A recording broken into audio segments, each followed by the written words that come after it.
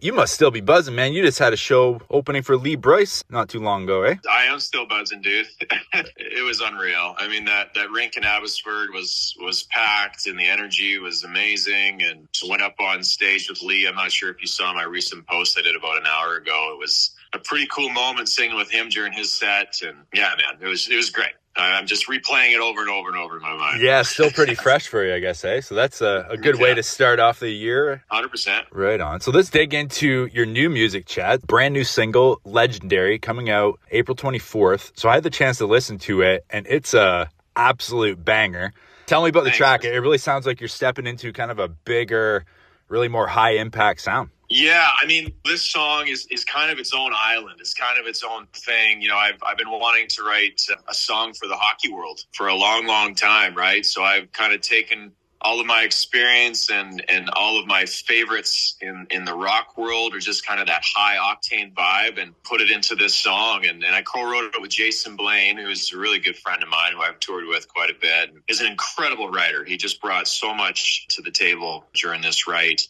And then Ben Glover, who's my producer, who I've written a ton of songs with. You know, I Hate You For It, When the Lights Go Down, Bourbon, I mean, Listen. So many songs that Ben's been a part of. So it was a great combination of guys that I trust, that I know could deliver. And man, we were so stoked. Once we finished this song, we knew we were onto something special. I would think that this might be the start of something more for you. I could see you doing more of this in the future. Yeah, absolutely. Like I said, a lot of my influences come from the rock world. And, you know, country music is such an open palette too. I mean, it's got so many different flavors within it. You know, rock, pop, blues, hip hop. I mean, you just pick a genre, and country music seems to find a way to fuse it inside of itself. And that's what makes it really exciting, right? It's such a broad array of sound. So it kind of allows you to take some liberties in different directions.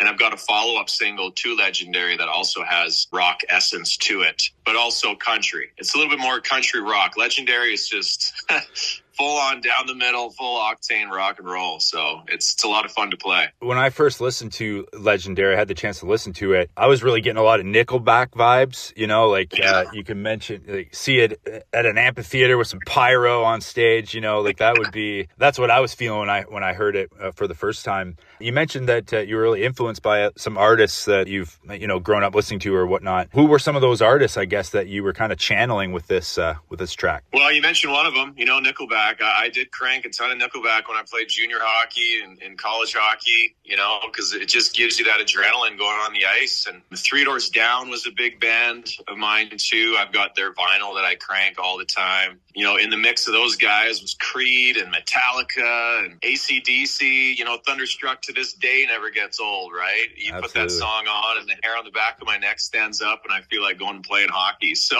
yeah, rock's been a huge part of my life for a long time. And hockey's obviously been a big part of your life as well. You were a former professional hockey player, drafted by the Vancouver Canucks. So I think this is kind of an anthem built for an arena, I guess, right? It is 100%. And I've got some really exciting news I can't quite divulge yet. We're going to announce that on the 24th, but it's an opportunity I've never had in my career. And I just kind of want to shout it from the top of a mountain right now. But Legendary has busted open some doors already, and I can't wait to announce it all April 24th. Right on. Well, I know the Stanley Cup playoffs are coming up. I don't know anything about this, but I don't know if that has anything to do with it. But I'll cut. I have no idea, Aaron. Just saying. I know they do a good job of representing Canadian artists on their programming, but that's super excited for that. So we'll definitely stay tuned to that, Chad. But sticking with your career in hockey, and now you're a musician. When did you decide, I guess, Chad, to put down the stick and pick up the guitar and pick up the microphone? Well, you know, it was actually a moment when I was sitting on the bench. I was playing in the minors in Boise, Idaho, which was a fantastic place to play. You know, I had a great year there and built some wonderful friendships. But I had my last shoulder injury that year, and I was out for a month and a half, almost 2 months, because I had surgery on both of my shoulders prior to that when I was playing college hockey. I came back and still was able to find some strength and play pretty well. But once I got injured after that, when I came back, I just couldn't play the same. I lost the love for the game. So I was literally sitting on the bench, looking at the clock, waiting for the time to run down, and just wanted to go home. So in that moment, I'm like, what am I doing? Mm-hmm. You know, I'm just kind of going through the motions here. I'm not getting a regular shift anymore. I think, sure, I could grind it out for a few more years, maybe get back to where I was. But when you lose that emotional connection to the game, which was a big part of the connection for me. I was a passionate kind of player and played on the edge. So as soon as I lost that, I thought, well, life's too short to do anything that I don't love doing. And I decided to hang up the skates, and I call it the easiest, hardest decision I ever had to make in my entire life, because I knew I had to do it, but hockey was my life, right? It was my identity. And so to take that leap into something else, kind of into this unknown void, was a little bit scary, and it took me a bit to kind of re-identify and change who I was and my path. But I'm a big dreamer, man, and I love just chasing the things that light me up. And music is that thing that's been a common thread my whole life, even through my athlete experience. Music has been there for me. It's been a release. You know, if I was ever stressed out from a game, I'd come home and pick up the guitar and play some covers, or, you know, just write for the sake of writing. And at the time, I didn't think it was going to be anything that, you know, became a career. But in that shift, in that moment of shifting, something needed to fill that void that hockey filled for so long, and music just came flooding in, and I haven't looked back since. It's been an incredible ride. Was that always the goal right away? Was that your first thought, is to, you know what, I'm gonna really focus, I'm gonna take my focus on hockey and start focusing on music? Or was there some time in between that before you knew you were, you know, I'm going to focus on this music thing? I'd say, you know, 99% of my intention was to pursue music. I'd be lying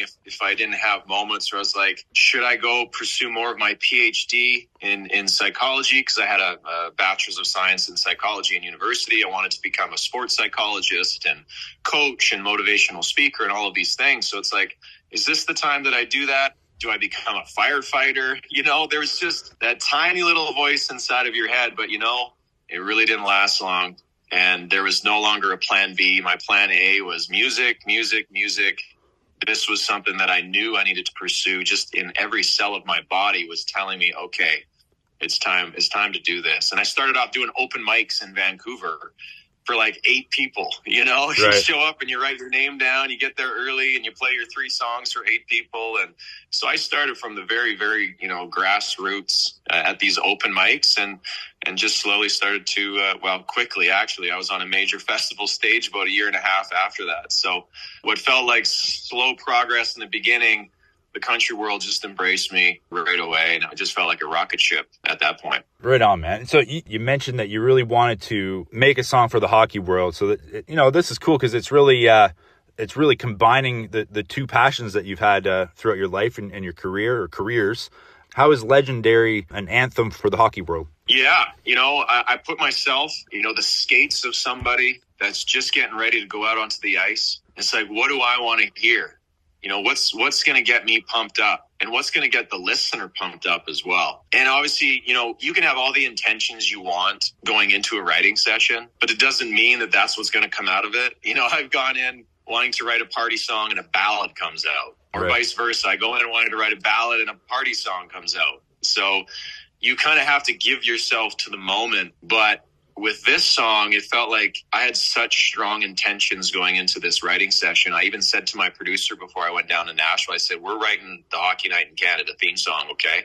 Like, we're going writing this huge rocker. And it was in my head the whole time. And the idea that I had was the exact same tempo as the guitar part at the very beginning of that song that my producer brought to the table. So it was like, we were somehow in the same wavelengths, that we were writing on the exact same tempo. We brought our ideas together, bring in Jason Blaine, who is just an incredible lyricist, guitar player, and the pieces just started coming together. And we knew we were onto something special about halfway through.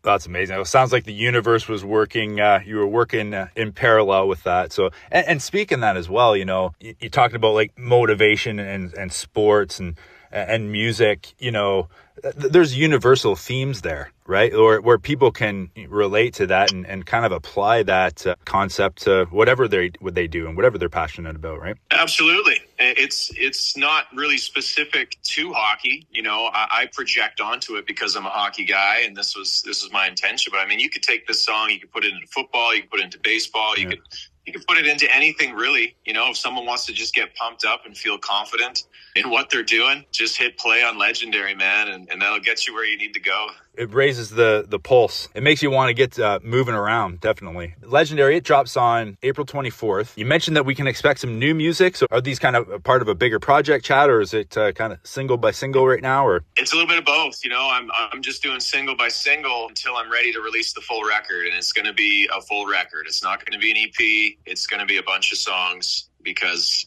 this honestly feels like my first record all over again. I have a really good collection of music.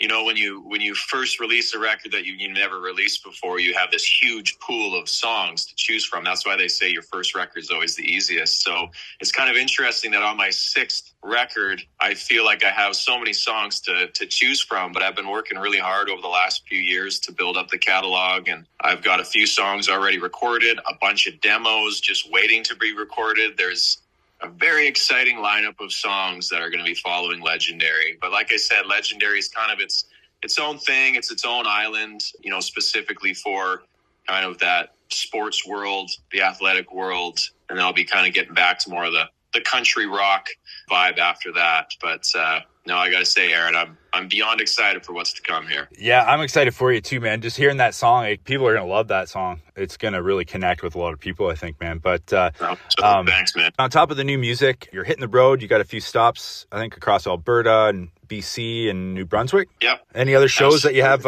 in the works? Yeah, I've got some acoustic stuff like May 1st, just in Edmonton there for Heartstrings and Honky Tonks, Clayton Bellamy and Dan Davidson. And then I've got other acoustic events, Boots and Boats with Chris Buck. He's been putting that on for the last few years. So it's between Vancouver Island and the Okanagan. So that's going to be a really fun week of music, and we're going to be writing in between. There's a lot of stuff happening and different charity events. So it's a perfect summer of festivals, acoustic shows, charity events, and brand new music coming out. So just feeling really, really blessed right now, man. Well, really excited for you, Chad, and we'll definitely stay tuned to chadbrownlee.com, all your social media channels for all the updates. But Chad, it's been a pleasure, man. Wish you all the best, and thanks for chatting with me today. Thanks a lot, Aaron. Anytime, man. Appreciate you having me on.